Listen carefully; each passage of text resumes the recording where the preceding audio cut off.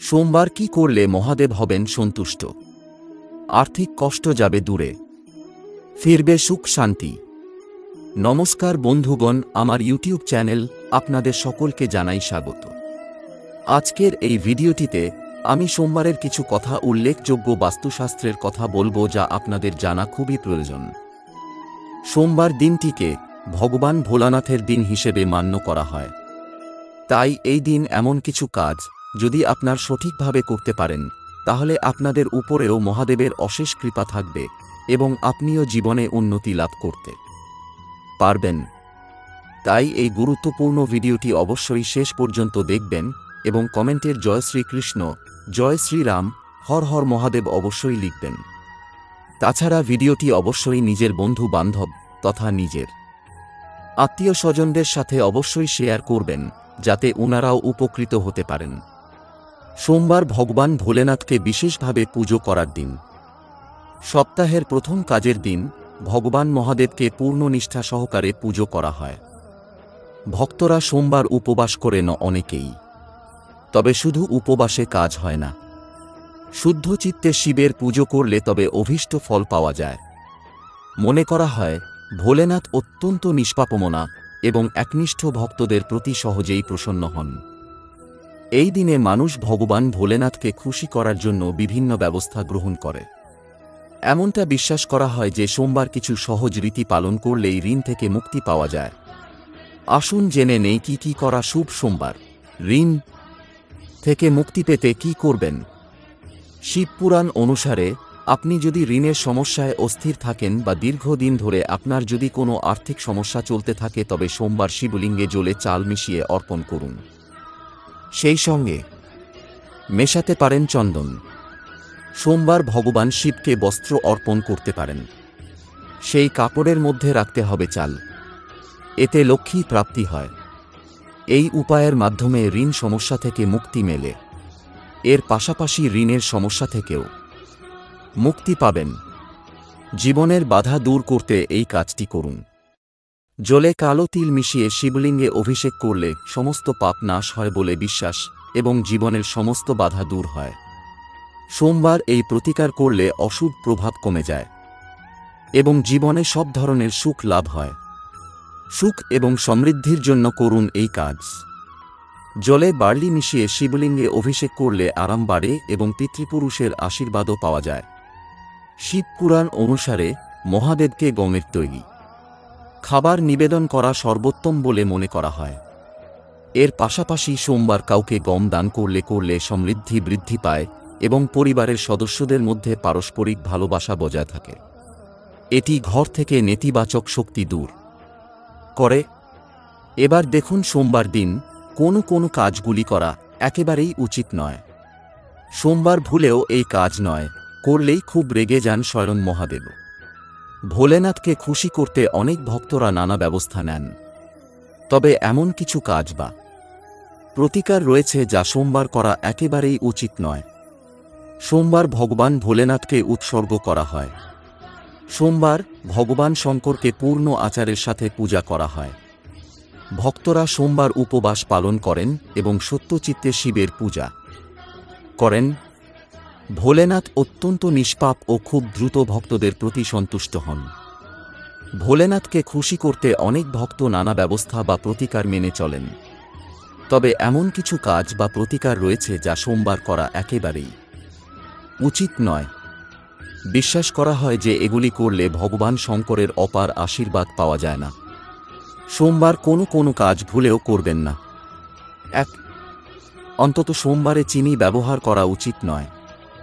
এই দিনে কেউ সাদা কাপড় বা দুধ দান করবেন না। সোমবার উত্তর, পূর্ব বা দক্ষিণ পূর্ব দিকে ভ্রমণ করা অশুভ বলে মনে করা হয়।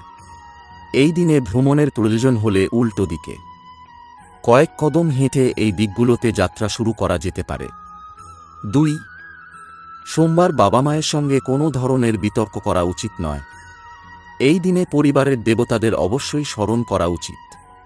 সোমবার পারিবারিক দেবতাদের পূজা না করলে অপমান বলে মনে করা হয়। এ কারণে একজনকে নানা ধরনের সমস্যার সম্মুখীন হতে হয়। 3. সোমবার রাহুর সময় ভ্রমণ এড়িয়ে চলুন। এই সময় কোনো প্রকার আধ্যাত্মিক ও শুভ কাজ করবেন না। শনিদেব সম্পর্কিত খাদ্য ও বস্ত্র সোমবার পরা উচিত। এদিনে বেগুন, সরষের শাক, কালো তিল, মশলাদার সবজি ও কাঁঠালো ইত্যাদি খাবেন না। এছাড়া কালো, নীল, বাদামি ও বেগুনি রঙের পোশাক পরবেন না। 4. ভগবান শিবকে হলুদ মিষ্টি নিবেদন করা উচিত নয়। কালো ফুলও দেওয়া উচিত নয়। এমনটা করা খুবই অশুভ বলে মনে করা হয়। সোমবার কারো সঙ্গে তর্ক করা এড়িয়ে চলুন, অন্যথায় কোনো বড় সমস্যায় পড়তে পারেন। 5. যদি কোনো ব্যক্তির কুণ্ডলিতে চন্দ্র দোষ থাকে। চন্দ্রে দোষ থাকলে মাথার কাছে দুধ বা জল ভর্তি পাত্র রেখে ঘুমানো উচিত। সকালে ঘুম থেকে উঠে এই জল অশ্বত্থ গাছে ঢেলে দিতে হবে। সাফল্য পা ছোঁবে। কর্মর্থ সমস্যা থেকে মুক্তি শুকনো লঙ্কার এই টোটকায়। মানুষের জীবন সংগ্রামে ভরপুর। এতে নানা ধরনের সুখ দুঃখ আসা যাওয়া করে। অনেক সময় জীবনের সমস্যায় বাস্তু ত্রুটি বা অন্যান্য জ্যোতিষশাস্ত্রীয় কারণ থাকে। সমস্যা সমাধানে যথাযথ ব্যবস্থা না নিলে সমস্যা দূর হয় না। নেগেটিভ এনার্জিও বাড়িতে এই সমস্যা আসার কারণ বলে মনে করা হয়। অনেকে দৃষ্টিশক্তির ত্রুটিকেও এসব সমস্যার কারণ বলে মনে করেন। মানুষের জীবন সংগ্রামে ভরপুর। এতে নানা ধরনের সুখ দুঃখ আসা যাওয়া করে। অনেক সময় জীবনের সমস্যায় বাস্তু ত্রুটি বা অন্যান্য জ্যোতিষশাস্ত্রীয় কারণ থাকে। সমস্যা সমাধানে যথাযথ ব্যবস্থা না নিলে সমস্যা দূর হয় না। নেগেটিভ এনার্জিও বাড়িতে এই সমস্যা আসার কারণ বলে মনে করা হয়। অনেকে দৃষ্টিশক্তির ত্রুটিকেও এসব সমস্যার কারণ বলে মনে করেন। 1. কুনজর থেকে পরিত্রাণ। কেউ যদি কারো কুনজরে আক্রান্ত হয়ে থাকে, তাহলে শুকনো লঙ্কার প্রতিকার ব্যবহার করলে উপকার পাওয়া যায়। এর জন্য আপনার মুঠিতে 7টি লাল লঙ্কা নিন, মাথা থেকে 7 বার সোজা এবং 7 বার বিপরীত ক্রমে নামিয়ে দিন। এরপর 7টি লঙ্কা আগুনে দিন। বিশ্বাস করা হয় যে এটি করলে সমস্ত ধরনের দৃষ্টি ত্রুটি দূর হয়। 2. সমস্যা দূর করুন। প্রতিটি মানুষের জীবনে প্রতিবন্ধকতা আসতে থাকে। অনেক সময় সমস্যা এমন হয় যে সেগুলি দূর হয় না। এজন্য শুকনো লঙ্কা প্রতিকার উপকারী হতে পারে। যদি এমন সমস্যার সম্মুখীন হন তাহলে একটি বড় পাত্রে জল নিয়ে তাতে 2-1টি শুকনো লঙ্কার বীজ দিন। এরপর ঘুমানোর সময় এই পাত্রটি মাথার কাছে রাখুন। পরের দিন সকালে এই পাত্রটি আপনার মাথার উপর 7 বার ঘোরান এবং এই জলটি ঘর থেকে বের করে দিন। জীবনের বাধা দূর হয়। 3. শত্রুদের উপর বিজয়।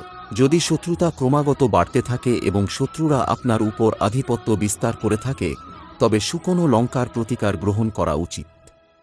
এর জন্য মঙ্গলবার বা শনিবার রাতে আপনার বাড়ির সামনে একটি গর্ত খনন করুন এবং সেই গর্তে 5টি লাল মরিচ পুঁতে দিন এবং আপনার শত্রুর নাম জপ করুন এবং আপনার মাথাটি 5 বার ঘোরান। এই সময় একটা কথা মনে রাখবেন, গর্তে লাল লঙ্কা চেপে দেওয়ার পর ভুল করেও পিছনে ফিরে তাকাবেন না। এটা বিশ্বাস করা হয় যে এটি করলে জীবন থেকে শত্রুদের ধ্বংস হয়। 4. সাফল্য অর্জন। যদি জীবনে ক্রমাগত ব্যর্থ হন, সাফল্যের কাছাকাছি আসার পরেও আপনি হতাশ বোধ করেন, কখনো কখনো সমস্ত প্রচেষ্টার পরেও সাফল্য অর্জিত হয় না, এই অবস্থায় আপনার উচিত 5টি শুকনো লঙ্কা নিন এবং সেগুলিকে কোনো কাজ করার আগে ঘরের দোরগোড়ায় রেখে দিন। এরপরই তাকে ওই কাজে যাওয়ার জন্য বাড়ি থেকে বের করে দেওয়া হয়। বিশ্বাস করা হয় এই প্রতিকার করলে কর্মে সাফল্য পাওয়া যায়। নতুন বছরে এই 4 রাশি পাবে কুবেরের আশীর্বাদ। বহু কষ্ট হবে দূর, হাত ভরে আসবে টাকা। জ্যোতিষশাস্ত্র কুবের দেবকে সম্পদ ও সমৃদ্ধির দেবতা বলে মনে করা হয়। তাঁর আরাধনা করলে জীবনে কখনো অর্থ সংক্রান্ত সমস্যা হয় না। দীপাবলিতে লক্ষ্মীর পাশাপাশি কুবের দেবেরও পূজা করা হয়। কিন্তু এমন কিছু রাশি আছে যার উপর কুবের দেবের আশীর্বাদ সব সময় থাকে। আগামী বছরেও এই 4 রাশি পাবে কুবের দেবের আশীর্বাদ। আসুন জেনে নেওয়া যাক এই রাশির চিহ্নগুলো সম্পর্কে। কর্কট এই রাশির জাতক জাতিকারা খুব বুদ্ধিমান, পরিশ্রমী এবং সৎ হন। এই লোকেরা কাজ শুরু করে পূর্ণ নিষ্ঠার সঙ্গে এটি করেন। তাঁরা তাঁদের ভাগ্যের পূর্ণ সমর্থন পান। এই লোকেরা সম্পদ উপার্জন এবং যোগ করতে খুব পারদর্শী। এই মানুষগুলো মহাপুরুষ হয়ে ওঠেন। তাঁরা সর্বত্র সম্মান পান। সমাজে তাদের আলাদা পরিচয় আছে। কুবের দেবের কৃপায় তাঁদের কখনো অর্থের টানাটানি হয় না। আগামী বছরেও তাঁরা কুবেরের আশীর্বাদ পাবেন। তুলা, এই রাশির জাতক জাতিকাদের কুবেরের বিশেষ আশীর্বাদ রয়েছে। তাঁদের সম্পদের কোনো অভাব নেই। এই লোকেরা খুব পরিশ্রমী এবং বুদ্ধিমান হন। তাঁদের বুদ্ধিমত্তার ভিত্তিতে তাঁরা তাঁদের জীবনে প্রচুর অর্থ উপার্জন করেন। এই লোকেরা তাঁদের কর্মজীবনে খুব দ্রুত উন্নতি করেন। তুলা রাশির জাতকদের প্রেমের অংশীদাররা সহায়ক। শুক্র তাদের জন্মকুণ্ডলিতে শুভ স্থানে থাকলে তারা ধনী হয়। কুবের দেব তুলা রাশির প্রতি সর্বদা সদয়। নতুন বছরে এরা পাবেন কুবেরের আশীর্বাদ। বৃশ্চিক, এই রাশির জাতক জাতিকাদের অর্থ উপার্জনের প্রতি আলাদা আবেগ থাকে। তাঁদের জীবন অনেক আরাম এবং বিলাসিতাপূর্ণ। কারও সমর্থন ছাড়াই এই মানুষগুলো এগিয়ে যান। পরিবারের সঙ্গে সমস্ত চাহিদা পূরণ করেন। নতুন বছরে এই রাশির জাতকরাও উপকৃত হবেন। মকর, এই রাশির জাতক জাতিকাদের সম্পদের দেবতা কুবেরের বিশেষ আশীর্বাদ রয়েছে। তাই তাদের জীবনে কখনো অর্থের অভাব হয় না। এই লোকেরা সাহসের সঙ্গে প্রতিটি চ্যালেঞ্জ মোকাবেলা করেন। আগামী বছরেও এই রাশির জাতকদের অর্থের অভাব হবে না। তো এই ছিল আজকের সোমবারের বাস্তুশাস্ত্র নিয়ে একটি মূল্যবান ভিডিও এবং রাশিফল। যদি ভিডিওটি আপনাদের কাছে ভালো লেগে থাকে তাহলে অবশ্যই একটি লাইক করবেন এবং এই ধরনের নিত্যনতুন ভিডিও প্রায়ই দেখার জন্য আমাদের চ্যানেলটি সাবস্ক্রাইব করে আমাদের সাথে থাকবেন। ধন্যবাদ।